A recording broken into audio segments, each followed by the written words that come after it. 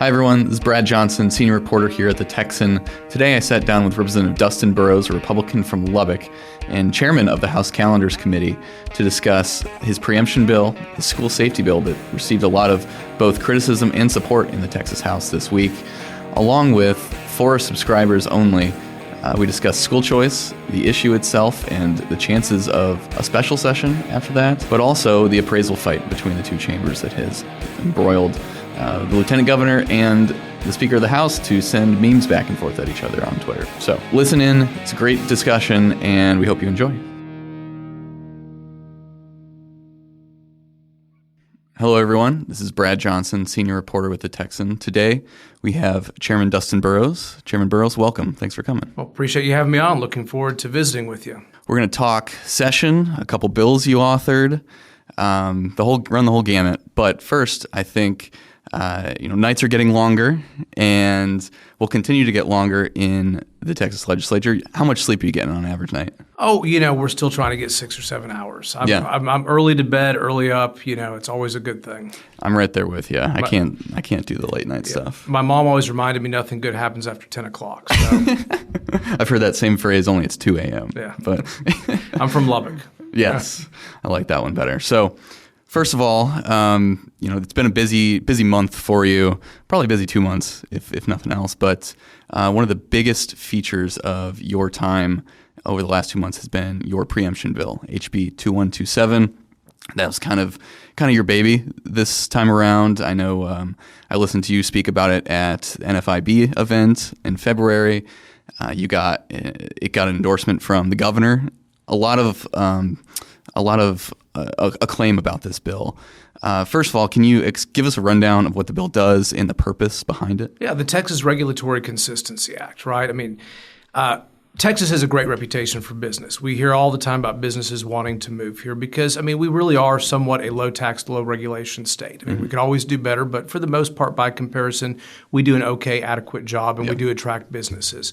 But I think a lot of businesses, when they get here, are surprised to learn that some of our bigger major metropolitan cities are out of control, and they're trying to regulate to their social agenda.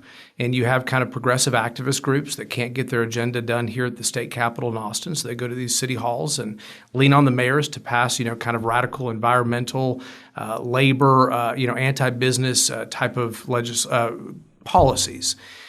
And so what we have done is we've said, look, if the state regulates something, we're not going to let each of our municipalities shut up their own regulatory scheme and frameworks. We're having consistency across the state. And I think that that's really much in line with what the Texas Constitution already is supposed to provide with home rule cities, but just really good policy, in my opinion.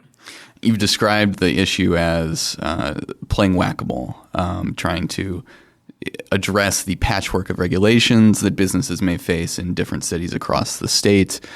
The bill passed by a pretty good margin, and I think you got, 8 Democrats on board. What was the process like, whipping votes behind the scenes, getting that support on this pretty contentious issue? Yeah, it took me, several months of explaining it and visiting, and I talked to several of my colleagues' mayors directly on the phone, tried to explain to them what the bill did, what they didn't. Or on Twitter. Yeah, or on Twitter.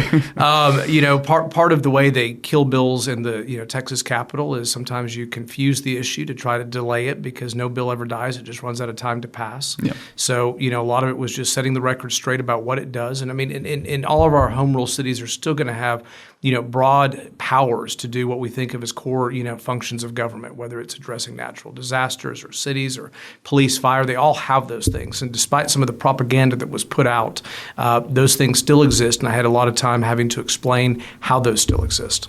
The bill itself prohibits these localities from adopting regulations that exceed what state law allows, and you spend a lot of time citing different sections of code that allow, regulation of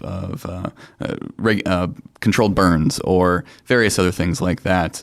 How much did taking the time to go through each of those individual instances of, hey, the city can regulate X thing, was that effective? Did that bring people to your side on this? Yeah, I think, some of the times whenever, the opposition tried to point out that the bill prohibited something specifically and we were able to cite in code where it didn't, that made a big difference because it showed that they had a false narrative, and obviously it kind of brought them back over. The catalyst for this has been years in the making of one-off responses to individual regulations that cities have implemented. One that got a lot of attention that hasn't quite been adopted yet is the Dallas regulation of gas-powered engines or lawn equipment.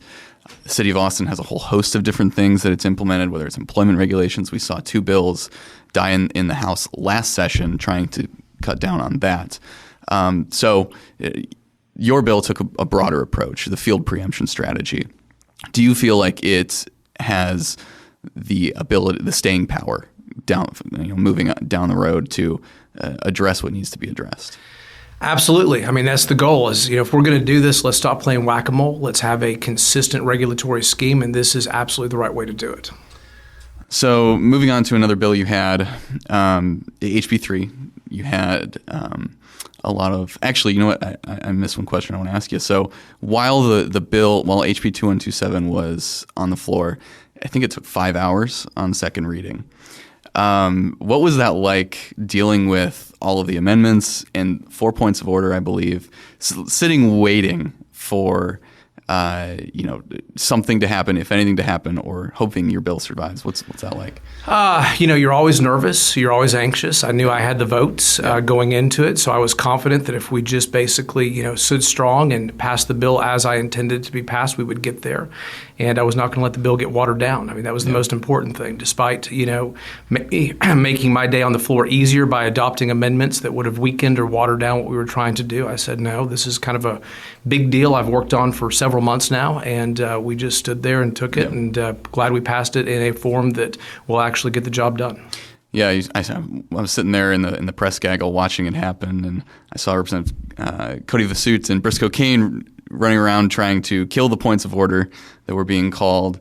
It was kind of chaotic, I'd say. Yeah, I thank God for them. They're phenomenal members. I think very highly of them, and they help so many other members behind the scenes work on parliamentary procedure. We can't all be experts on things, and Briscoe and Cody have really kind of set themselves apart as people who really have dug into what these are, and they help so many of our Republican bills get passed by defending points of order, parliamentary procedure wise. I think I overheard you say at one point you haven't done that kind of thing since your first session. Is it just not your forte, or you prefer other routes? Yeah, as far as handling the points of order and things of that nature, my first session being a lawyer, people kind of thought maybe I would be that guy, and obviously I kind of ended up more in the tax world and policy world, and you have to kind of understand that if you're a jack of all trades, you're a master of none, so you kind of focus on what you're good at, and those two have really excelled in being kind of the leaders in our caucus on those issues, and we're all very thankful for that. Okay, moving on now to the school safety bill. Your HB 3 passed this week, and it got some controversy from especially the left on the methods by which armed security in schools is acquired.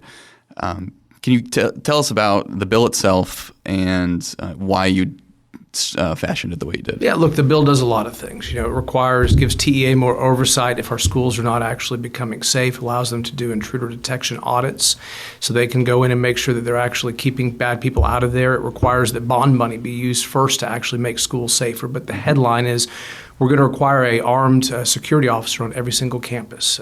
And obviously, when minutes and seconds count, I think it's really important to have the opportunity to neutralize the shooter. Kind of a left-wing anti-gun group came in at the very end and tried to say that, well, because there's more guns on schools through those armed security officers, it makes our schools less safe. They try to make it a gun debate, as we saw on the Texas House floor. And I'm going to give a compliment to my colleagues on the other side of the aisle. The majority of them did not fall for it. They kind of, went back to their common sense, despite being pushed on, by one wing of their party and an activist group. They said, no, this is what we do at banks, as we do at airports, we do at sporting events, and we even do at the Texas Capitol is we do have armed security officers to protect our schools. And they went along with me. The majority of them did. And, very proud that we kind of cut through the partisan political rhetoric and did what really needed to be done for our schools and our children. One of the methods by which school districts already can have armed security is the school marshal program. How does that fold into this bill? Yeah, so what we did is we gave our schools the option of fulfilling that armed security guard requirement. I mean, they can do it with their own internal ISD police force. They can contract to local sheriffs. They can go through the school marshal program. They can arm a teacher, not require them, but one volunteers. So we give them maximum flexibility to choose how they want to fulfill that requirement.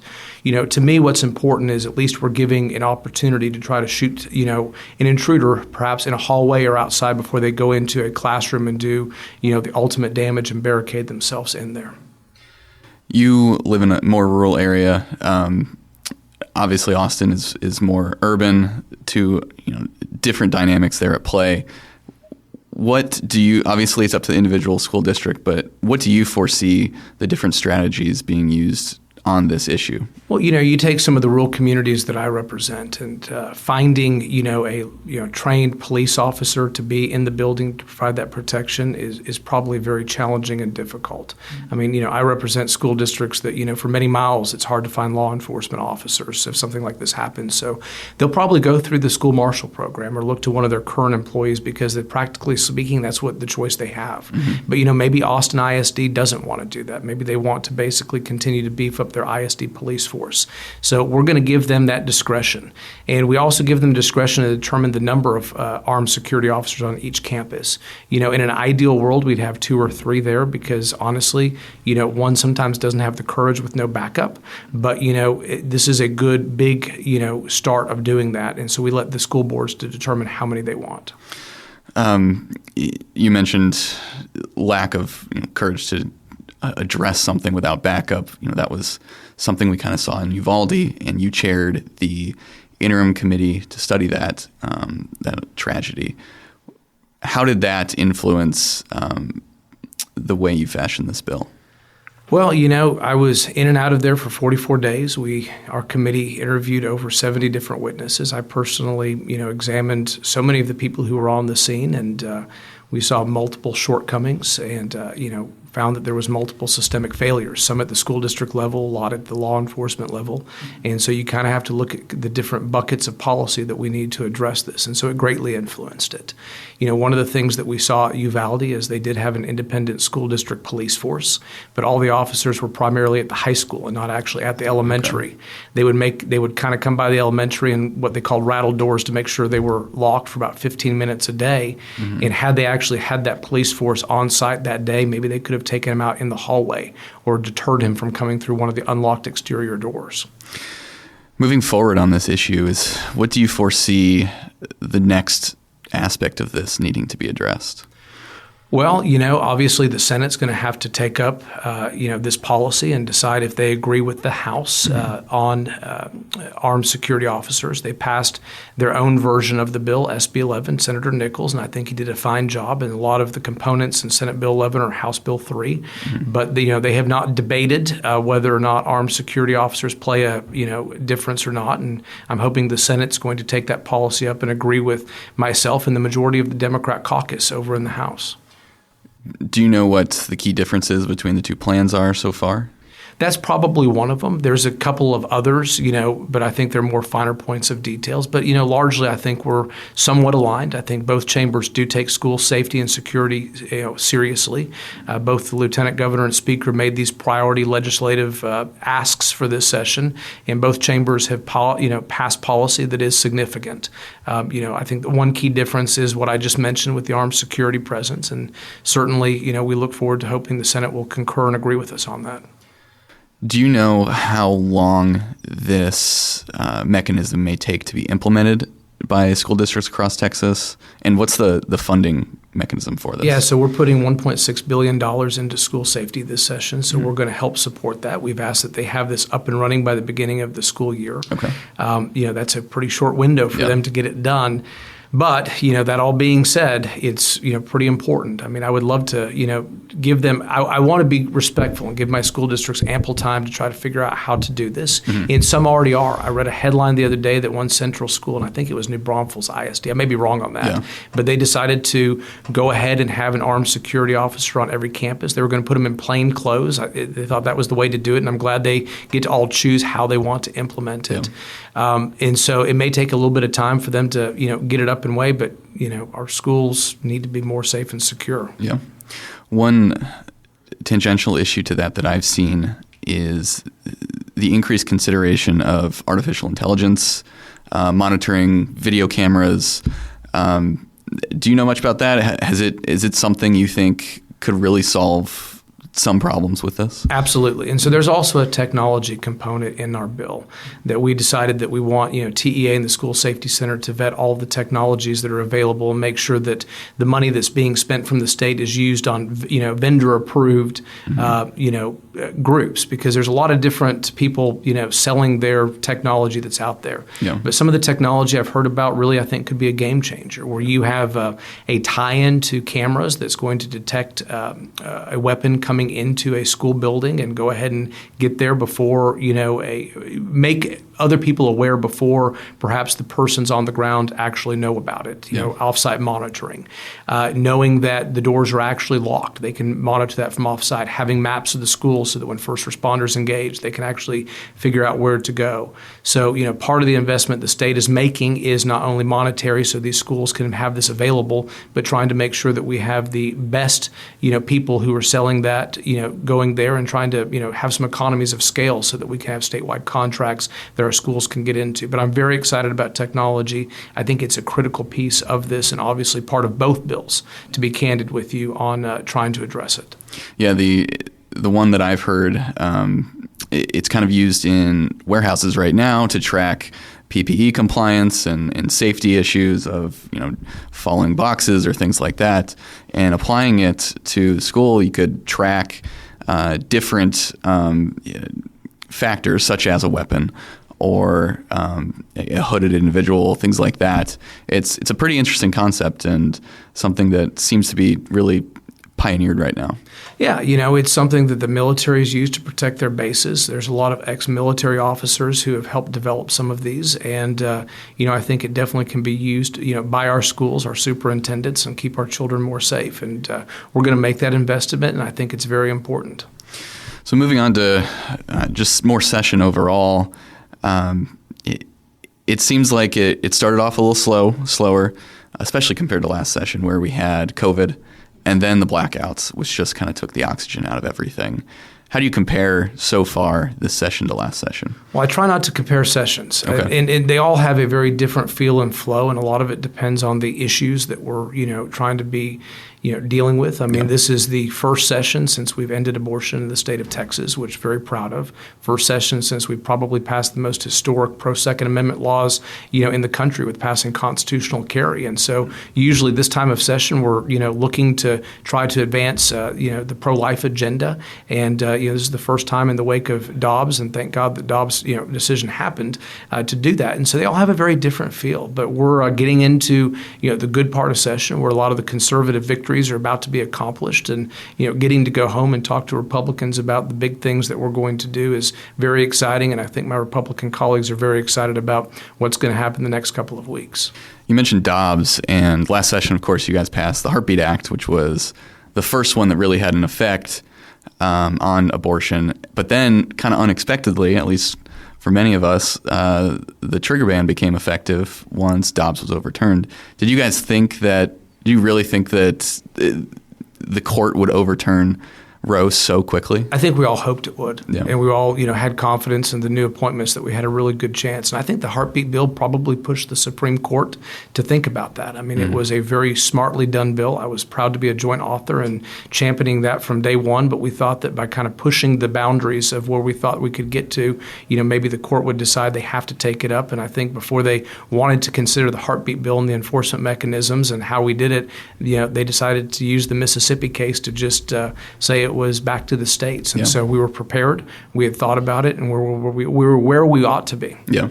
You mentioned the enforcement mechanism, and it's the private cause of action. I don't think that had been used anywhere else on this issue, at least. I remember talking to you about that at the time.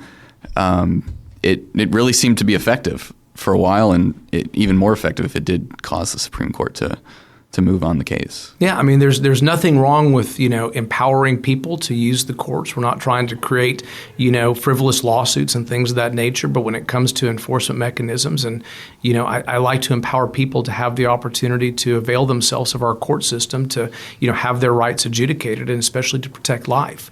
You'll notice that the preemption bill also has a private cause of action for our businesses and individuals so that they can go get a declaratory judgment. They can't go get money damages. We're not trying to make anybody rich. Yep. But, it's a way not to have to wait for the Attorney General or somebody else to act, and we empower people to go do this. It seems like the private cause of action is an increasingly favored option for Republicans in the legislature on all number of issues. I think the rein-in DA bill has that as well. Obviously, you said preemption. Is this something we should expect to see a lot more? Well, we kind of decided to go that way with the heartbeat bill. It was probably one of the most effective and important bills we've passed. And I think that there's start to be kind of something in the conservative movement that realized that, by outsourcing, some of this, what we need to get done to private individuals and groups, it may be more effective. I think we have to use it sparingly. I mean, we're not trying to use the court system to get people rich, right? Mm-hmm. I mean, I think you have to look at, is it just an enforcement mechanism to bring rights, to be adjudicated, or is it a way to, incentivize people to go out there and try to make money? And the latter is not where we're headed, right? We just, but to try to have an enforcement mechanism, I think that you're starting to see people avail themselves of that, and conservatives wanting to push that because it's been so effective.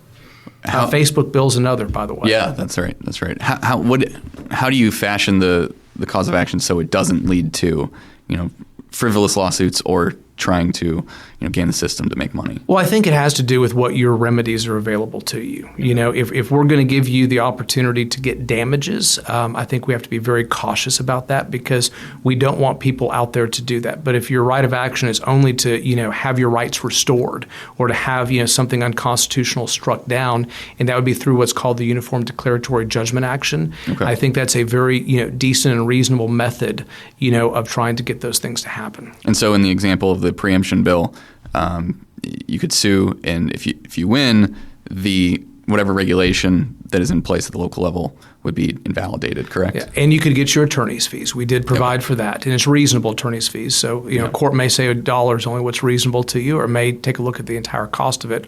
But you can't go out there and say, well, my business was harmed to the tune of $1 million and have any opportunity to recover that. Gotcha. Florida had actually tried that. That bill got vetoed by Governor DeSantis, on some sort of another preemption bill. It was kind of one of those things that stuck out. But, I certainly understand the idea that we're not trying to clog this up with people, looking to get wealthy off of this type of litigation. I just want people to have the opportunity to go to the courts and have their rights restored and bad, city ordinances struck down. Thank you for listening to the free portion of this conversation with Representative Dustin Burrows. To watch the rest of it, in which we discuss school choice and the appraisal fight between the two chambers, click the link in the description. Hope you enjoy it.